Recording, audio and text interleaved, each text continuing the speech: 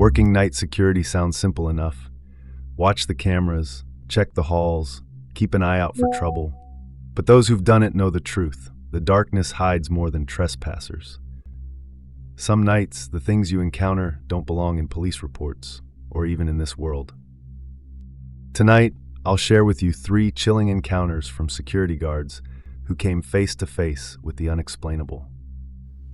So lock your doors, turn down the lights, and remember, when the building falls silent, you're not always alone.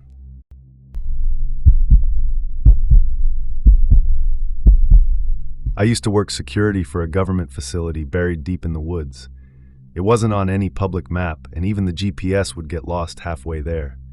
The road wound endlessly, and every time I drove up to start my shift, I'd get this eerie feeling, like I was driving out of the world and into somewhere I wasn't meant to be. The building itself was plain, cold gray concrete, no windows, just floodlights that buzzed when the moths smacked into them. Inside, everything smelled of stale air and disinfectant. The job was simple. I sat in a control room with walls of monitors showing every hallway, every stairwell, every corner of the fence. The rules were straightforward. Log every hour, call in anything unusual, never leave your post unless absolutely necessary.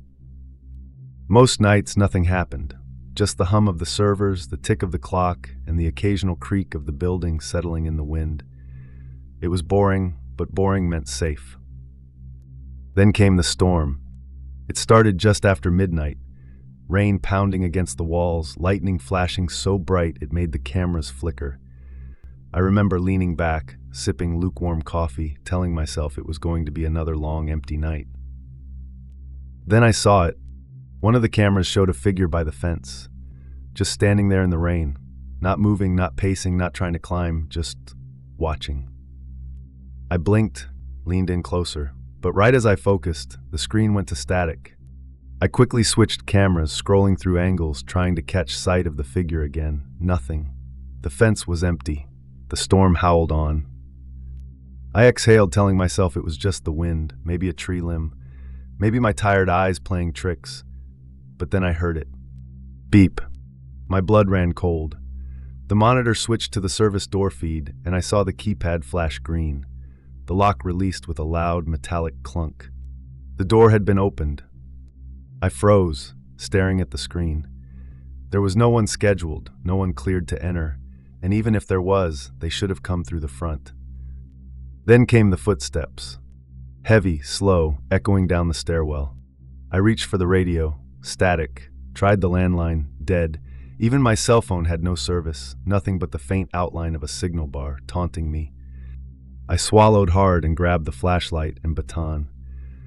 Every step toward that stairwell felt like I was walking into a nightmare I couldn't wake up from. The stairwell smelled like damp concrete, the kind of smell that clings to you. The footsteps grew louder. I aimed the flashlight upward. The beam wavered against the walls, but nothing moved, just echoes. Then, all at once, the noise stopped. The silence was worse. My own breathing sounded deafening. I told myself, you're imagining this, the wind, the storm, your nerves. But then the steel door 1 floor above me slammed shut with a force so violent the entire stairwell shook. I bolted. I didn't think, I just ran. Down the stairs, across the corridor, shoving the service door open with my shoulder. The storm outside nearly knocked me off my feet, but I didn't stop. I ran all the way to the fence, heart pounding so hard it hurt, before I finally turned back. The building loomed in the rain, dark and silent, like it had swallowed whatever had just happened whole. For the rest of the night, I refused to go back in. I sat in my car, headlights aimed at the door, gripping my baton so tight my knuckles went white. When the morning shift came, they laughed at me, said I'd let the storm get to me, said I must have imagined it. But then the logs came in. The system showed the door hadn't been forced, it hadn't glitched. It had been unlocked, from the inside, and that building was supposed to be empty. To this day, I don't know who or what was in there with me. And honestly, I don't want to find out.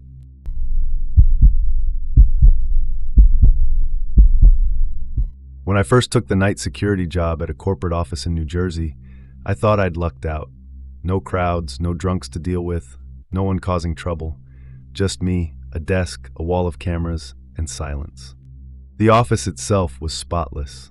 Polished tile floors, glass walls that reflected the fluorescent lights, and long, empty hallways that felt like they stretched on forever. It was so quiet that sometimes I could hear the buzzing of the lights overhead. At first, the silence was comforting, but the longer I worked there, the more it started to feel wrong, like the building itself was holding its breath. It was around 2 a.m. when it happened. I was sipping coffee at the control desk when one of the third-floor cameras flickered. I leaned in, and there, walking calmly down the corridor, was a man. He wore dark clothes, moved slowly, his footsteps perfectly even. His head didn't turn. He didn't stop at any of the office doors, just walked, steady, as if he knew exactly where he was going. My first thought was a late employee, maybe someone who had come back for work they forgot. But nobody had signed in, and the building was supposed to be locked.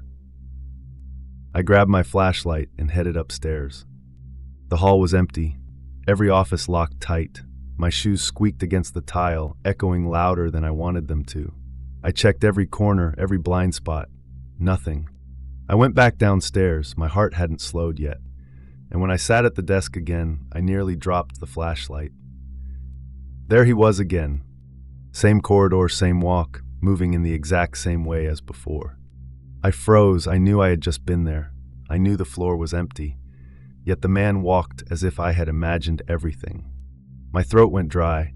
I told myself it had to be the cameras glitching, maybe looping old footage. But then I noticed something else. A footprint, right outside the elevator doors.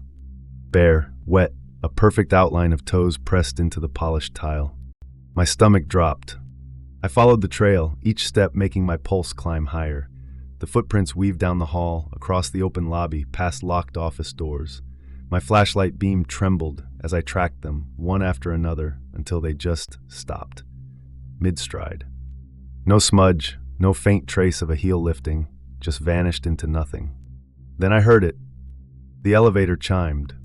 The sound made my skin crawl. The doors slid open with a groan, metal grinding against metal. My light swung toward it. The floor inside the car was slick with water, fresh, as if someone dripping wet had just been standing there. But the elevator was empty. I backed away, radio pressed to my lips, calling for backup. My voice cracked, and I hated how small it sounded in the empty building. When my supervisor arrived, I dragged him to the desk. I needed him to see what I had seen, to prove I wasn't going insane. We rewound the tapes, and the footage was worse than I imagined. The figure was there, yes, but warped. His body flickered in and out of static. His head blurred like the cameras couldn't keep up with his face.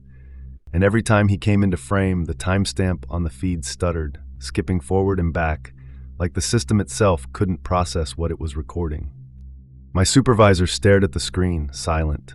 Then he exhaled sharply and said 2 words I'll never forget. System error.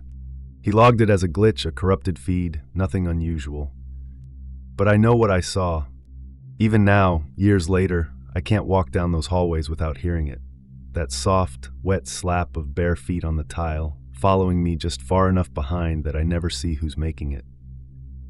And deep down, I know there was never a glitch. There was something there that night. Something that wasn't supposed to be seen.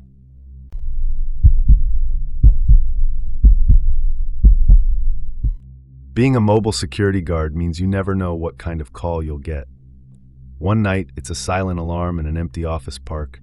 The next, it's a teenager smashing windows for fun. Most of the time, it's routine, forgettable. But there's one night in Mississauga I'll never forget. The call came in just after midnight. Medical clinic, possible forced entry, proceed with caution. My supervisor and I pulled into the parking lot. The place looked normal from the outside.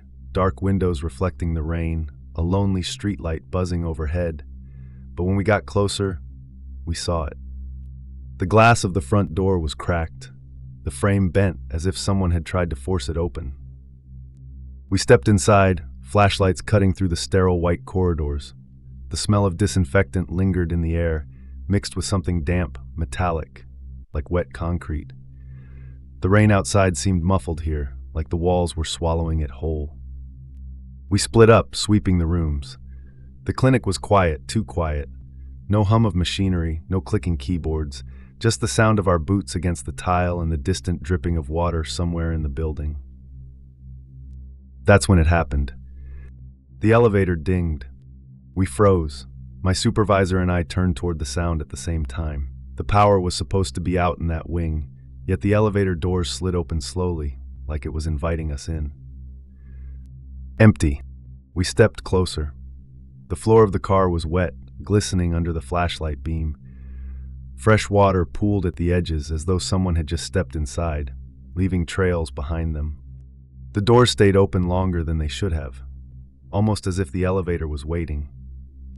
Then, without anyone pressing the button, it groaned to life.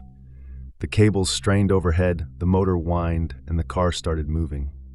Up, then down, stopping randomly on floors where no one was waiting. My supervisor muttered under his breath, "That's not right." We took the stairs, trying to intercept it. Our boots echoed against the concrete steps. The air in the stairwell was cooler, damper, and carried every sound in strange, warped echoes. That's when we heard it. Footsteps. Above us. They were fast, too fast, pounding down the stairwell in a rhythm that made my chest seize. But every time we turned a corner, the sound shifted further up, always one step ahead, as if someone was deliberately keeping just out of sight. By the time we reached the top floor, the footsteps stopped. Dead silence. We stood there, flashlights sweeping the corridor, listening so hard it hurt, and then we saw the prints. Wet shoe prints leading away from the stairwell. They looped down the hallway, doubled back, curved around in circles, and finally cut back toward the stairs, like whoever left them had been pacing, circling, almost playing with us. I crouched to touch one. The water was fresh, cold. My radio crackled. Dispatch said the police were on their way. We didn't move. We just stood there, waiting, while the silence pressed in around us. Every second dragged, the kind of silence that makes you imagine things hiding just beyond the beam of your light. Finally, the cops arrived. They searched the entire building, every room, every corridor, every stairwell. Nothing. No sign of a break-in, no sign of forced exit, no one hiding. But when we regrouped by the front entrance, we heard it again. Ding. The elevator. We turned to see the doors sliding open, empty once more. Inside, water still shimmered across the floor. One of the officers stepped forward, shining his flashlight inside. Then he looked back at us and shook his head like he couldn't explain it either. The report was filed as inconclusive, possible prank, faulty alarm, nothing unusual. But I'll tell you this, I've dealt with burglars, vandals, even people on drugs breaking into abandoned buildings. Nothing has ever unsettled me like that night. Because what chilled me most wasn't the thought of someone hiding in that clinic. It was the feeling that the building itself was alive. And it was waiting. 3 stories, 3 guards, 3 nights that will never leave them. And that's the thing about security work. You can train for burglars, for vandals, even for violence. But you can't train for what waits in the shadows. Because sometimes it isn't an intruder you're up against. Sometimes it's the building itself. So tell me, which story unsettled you the most? And more importantly, would you take the night shift alone?